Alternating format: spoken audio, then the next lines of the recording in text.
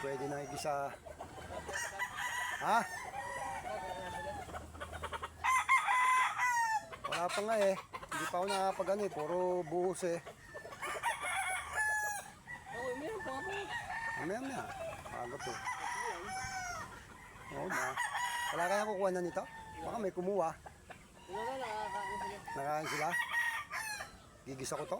Sarap to eh. Pagbalik ko nga sa Batangas eh, kukunin ko yung mga nasa tabi ng karsada.